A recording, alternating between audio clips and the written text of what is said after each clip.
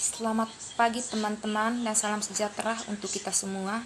Perkenalkan, nama saya Angelina Detijenimat, nomor registrasi 151-18037, semester 6.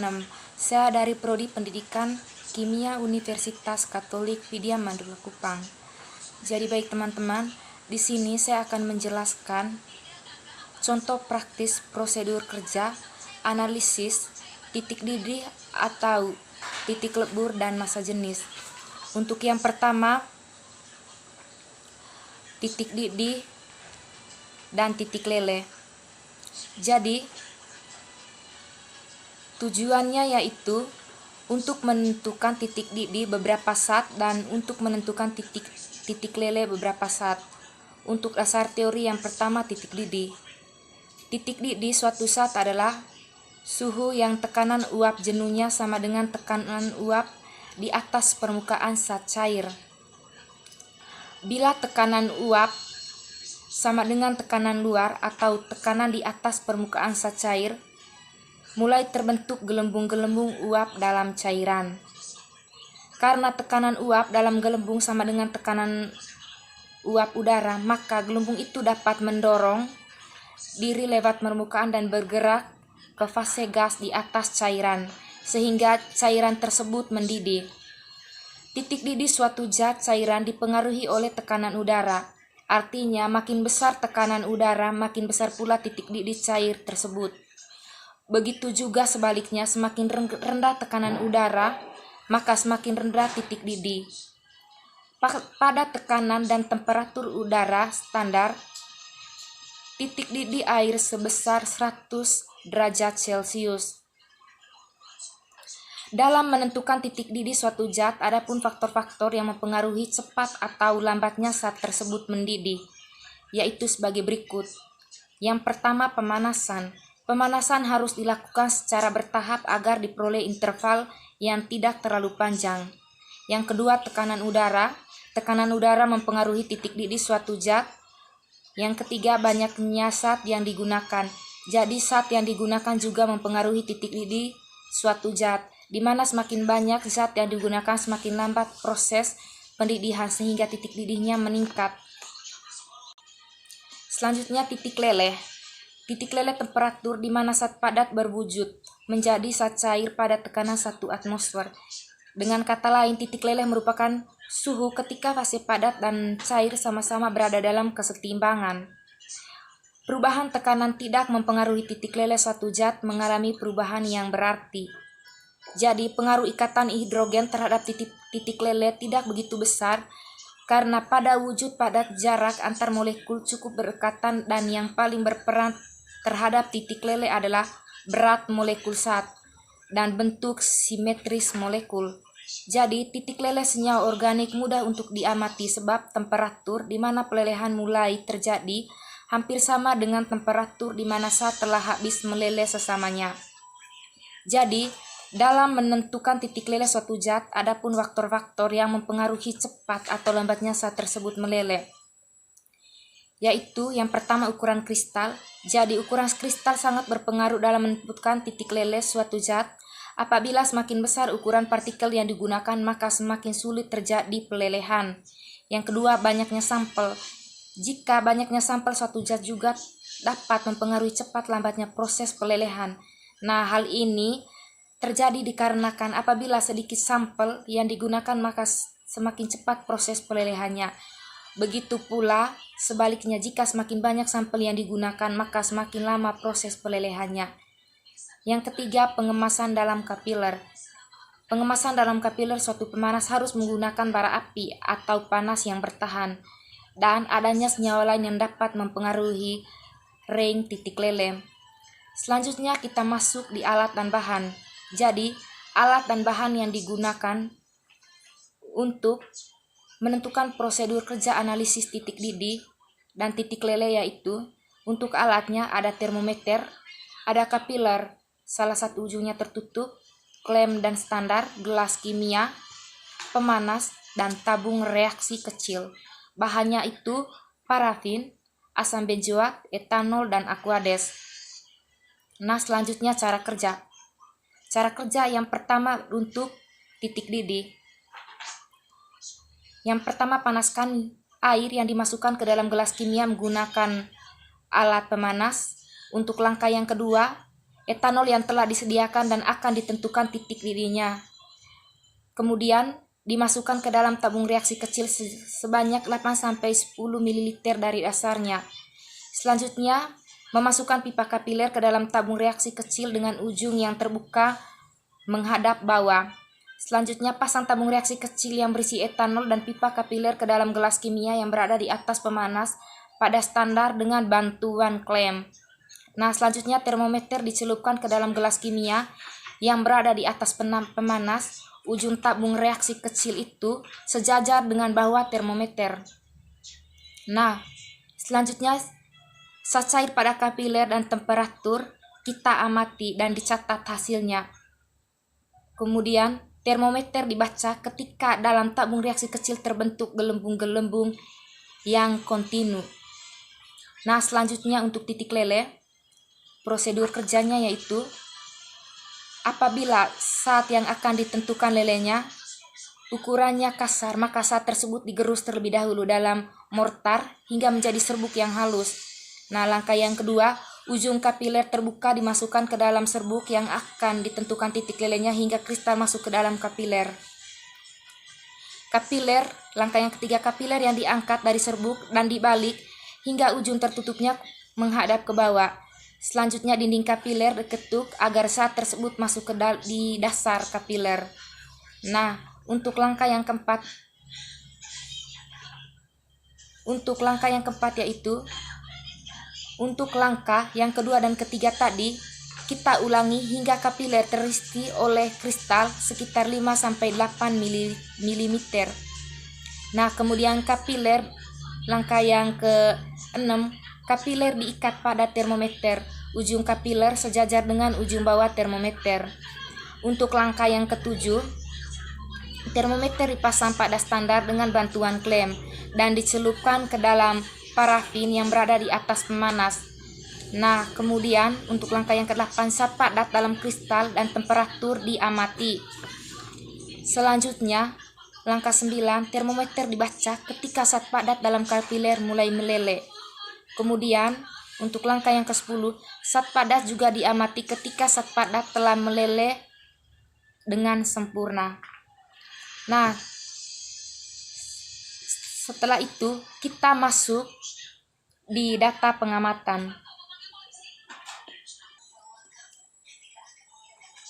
Dari prosedur kerja tadi, anggaplah di sini saya mengambil hasil pengamatannya itu dari internet, yaitu hasil pengamatan dari prosedur kerja itu. Untuk hasil pengamatan titik didih itu yang digunakan bahan tadi ada etanol, medianya Aquades. Jadi titik didih etanolnya itu sama dengan 78 derajat Celcius, suhu mulai mendidih 70 derajat Celcius, suhu mendidih sempurna 80 derajat Celcius. Range titik didihnya itu sama dengan suhu mendidih sempurna dikurangi suhu mulai meleleh. Jadi sama dengan 80 derajat Celcius dikurangi 70 derajat Celcius itu sama dengan 10 derajat Celcius. Jadi apabila range titik didih lebih dari 5 derajat Celcius, maka zat tersebut tidak murni. Nah, sedangkan hasil pengamatan pada titik leleh, untuk bahannya tadi asam benzoat, medianya parafin, suhu mulai meleleh pada 120 derajat Celcius, suhu meleleh sempurnanya itu 127 derajat Celcius. Range titik lelehnya itu sama dengan suhu meleleh sempurna dikurangi suhu mulai meleleh. Jadi 127 derajat Celcius dikurangi 120 derajat Celcius. Jadi sama dengan 7 derajat Celcius. Jadi titik leleh suatu zat dipengaruhi oleh massa yang akan diuji titik lelehnya. Apabila titik leleh lebih dari 5 derajat Celcius, maka zat tersebut tidak murni. Untuk selanjutnya kita masuk ke analisis titik didih atau titik leleh. Jadi analisisnya di sini yaitu untuk titik didih dalam percobaan yang menggunakan etanol sebagai zat, yang akan ditentukan titik didihnya, etanol yang berwujud cair dan berwarna bening sebagai zat yang ditentukan titik didihnya, dan media yang digunakan adalah aqueous. Berdasarkan teori yang ada titik didih etanol adalah 78 derajat Celcius. Dalam percobaan yang telah dilakukan, titik didih yang didapatkan adalah 80 derajat Celcius. Jadi jarak Rein yang didapat adalah 10 derajat Celcius. Hal tersebut menunjukkan bahwa etanol adalah zat yang tidak murni. Karena jarak Rein senyawa organik adalah 0,5 derajat Celcius dikurangi 10 derajat Celcius. Nah, pada percobaan ini, hasil tidak sesuai dengan teori yang ada. Hal ini disebabkan oleh pengaruh tekanan terhadap titik didih, karena tekanan yang rendah dapat menyebabkan rendahnya titik didih. Jadi, di sini jarak Rein yang besar disebabkan oleh pemanasan dengan menggunakan tingkat kenaikan suhu yang tinggi dan tidak bertahap. Nah, untuk selanjutnya pada titik leleh, dari percobaan ini, zat yang akan ditentukan titik lelehnya adalah asam benzoat dan menggunakan parafin sebagai medianya. Asam benzoat yang berwujud padat, berbentuk kristal dan berwarna putih. Sebelum dimasukkan ke dalam kapiler, asam benzoat dihaluskan terlebih dahulu agar bisa dimasukkan ke dalam kapiler. Menurut teori yang ada dalam asam benzoat, memiliki titik leleh 122,4 derajat Celcius. Dari percobaan yang telah dilakukan, Rein yang didapat adalah 120 derajat Celcius dikurangi 127 derajat Celcius dengan jarak Rein 7 derajat Celcius. Jadi hal ini menunjukkan bahwa asam benzoat adalah zat yang tidak murni. Itu dikarenakan jarak Rein dari senyawa organik yang berupa kristal adalah 0,5 derajat Celcius dikurangi 1 derajat Celcius. Nah, faktor yang mempengaruhi titik leleh tersebut yaitu kemurnian dari zat yang digunakan dan sifat dan kuat lemahnya dari kekuatan intermolekular yang bertanggung jawab atas perbedaan yang diamati dalam titik mencair. Yang berikut massa jenis. Tujuannya yaitu untuk memahami hukum hidrostatika sebagai landasan untuk menentukan massa jenis zat cair dengan alat ukur pipa U. Dasar teori, pengetahuan tentang massa jenis dalam sebuah praktikum sangatlah penting mengingat bahwa pengetahuan tentang massa jenis akan selalu kita butuhkan dan selalu kita gunakan dalam praktikum lanjutan atau dalam pengaplikasian dalam penelitian. Jadi massa jenis suatu zat adalah kuantitas konsentrasi zat dan dinyatakan dalam massa persatuan volume. Nilai massa jenis suatu zat dipengaruhi oleh temperatur, di mana semakin tinggi temperatur, kerapatan suatu zat semakin rendah karena molekul-molekul yang saling berikatan akan terlepas. Kenaikan temperatur menyebabkan volume suatu zat bertambah, sehingga massa jenis dan volume suatu zat memiliki hubungan yang berbanding terbalik. Jadi salah satu sifat yang penting dari suatu bahan adalah densitas. Didefinisikan sebagai massa persatuan volume. Bahan yang homogen seperti es atau besi memiliki densitas yang sama pada setiap bagiannya. Jika sebuah bahan yang materialnya homogen atau bermassa M dan memiliki volume yaitu V, densitasnya adalah Pi sama dengan M per V, di mana P itu massa jenis yaitu kilogram per meter kubik, M itu massa benda, satuannya kilogram, dan V itu volume benda, satuannya itu meter kubik. Densitas suatu bahan tidak sama pada setiap bagiannya. Sedangkan pipa U adalah pipa lengkung berbentuk huruf U. Jadi pipa ini termaksud bajana berhubungan. Jika pipa U diisi dengan suatu jenis zat cair, tinggi permukaan zat cair pada kedua mulutnya selalu sama. Tetapi jika pipa U diisi dengan dua zat cair yang tidak tercampur, maka tinggi permukaan zat cair pada kedua mulut pipa berbeda. Nah, bagaimana hubungan antara massa jenis dan tinggi zat cair dalam pipa U? Jadi, misalkan massa jenis zat cair pertama adalah Pi, dalam massa jenis adalah zat cair kedua adalah Pi2, dan titik pertemuan kedua zat cair kita buat garis mendatar yang memotong kedua kaki pipa. Sehingga zat cair pertama setinggi sama dengan H1 melakukan tekanan yang sama besar dengan tekanan zat cair kedua setinggi, yaitu H2. Dengan menggunakan persamaan 2 dan 1 diperoleh P1 berbanding P2.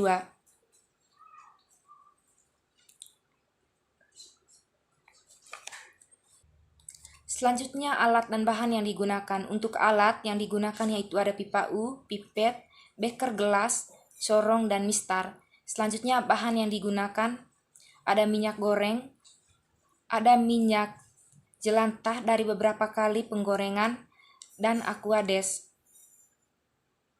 Nah, untuk prosedur kerjanya, yang pertama, kedudukan pipa U diatur sedemikian rupa sehingga letaknya tidak miring.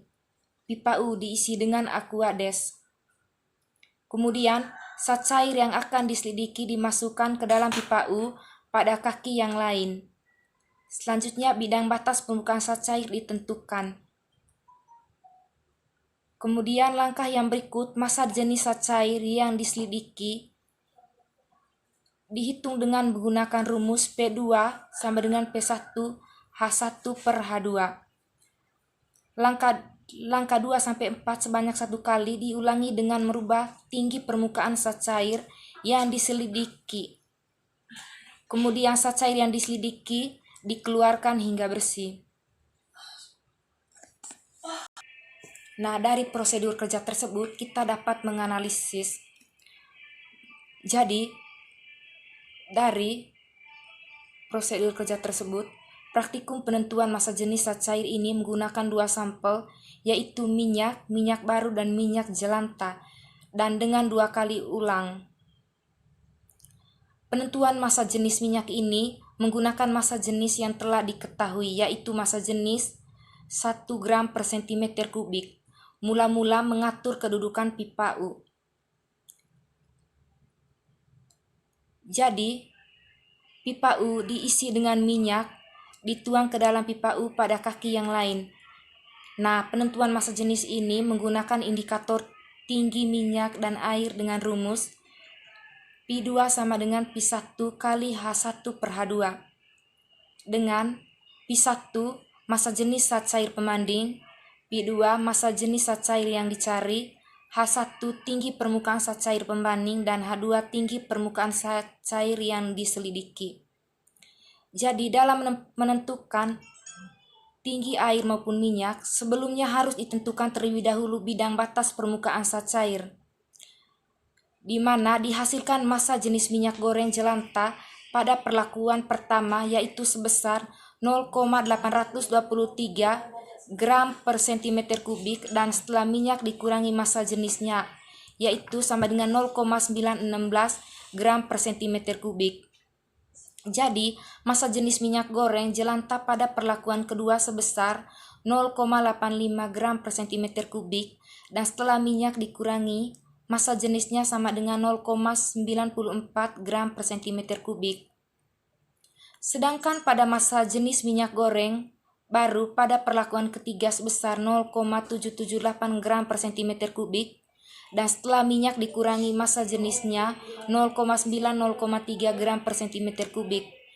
Nah, perlakuan 4 menunjukkan hasil massa jenis minyak goreng baru pada sebesar 0,818 gram per cm kubik, dan setelah minyak dikurangi massa jenisnya itu sama dengan 0,736 gram per cm kubik.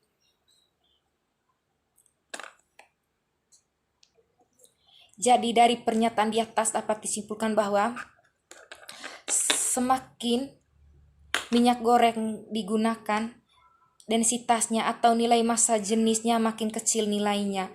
Jadi massa jenis minyak jelantah lebih kecil daripada massa jenis minyak baru.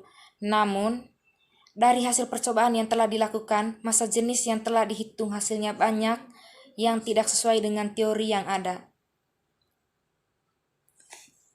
Jadi teman-teman, itulah hasil penjelasan dari saya tentang contoh praktis prosedur kerja analisis titik didih atau titik lebur dan massa jenis. Terima kasih. Hore!